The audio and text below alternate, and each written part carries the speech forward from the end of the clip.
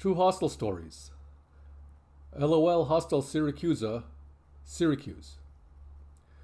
On this episode of True Hostel Stories, I'll be discussing my experience staying at LoL Hostel Siracusa in Syracuse, Sicily, from May 20th to May 21st. The names of the individuals, if mentioned, have been changed to respect privacy. However, all the events described did occur in real life, and nothing was added or taken away. These stories are real. After having a less than friendly check-in at LoL Siracusa, I was assigned a dorm room for my stay. I met two other dorm mates at this time, one guy from Stockholm and another guy from Tallinn. I greeted them, but not wanting to waste any time, I left to explore the city once I set up my sleeping arrangements. I spent the entire time exploring this vibrant city and only returned to the hostel late into the evening. Upon returning to my dorm, I met a young man from Naples. I will call him Asmail, who just checked in. He and I spent some time connecting where he told me of his dreams. Asmail just turned 18 and he was on his way to another hotel when he missed his bus, therefore leading him to stay at this hostel. He worked as a private babysitter for wealthy families who stay in various resorts around Sicily. He told me all about Naples, the food, the culture, and surprisingly the chaos and violence.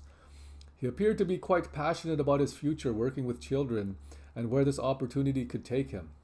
I thought it was great that he was pursuing his passions at such a young age, and I only wished him the best. Asmail left shortly after, despite it being late in the evening, to find something to eat. Funny thing is, he told me the food in Naples was much better than the food in Sicily. But that was something I wouldn't find out on this trip. After I took a shower in what felt like a glass coffin, the guy from Tallinn returned. I'll call him Dima. Dima was drunk as all hell. His bunk was right above mine, and I thought he was going to knock the whole damn bed over when he clambered to get into his bunk. After realizing he was too drunk to get his stupid ass up, he sat on a chair just outside my bed while I was resting. He spoke to me about his travels and how he likes to party, all with saliva dripping out the corner of his mouth.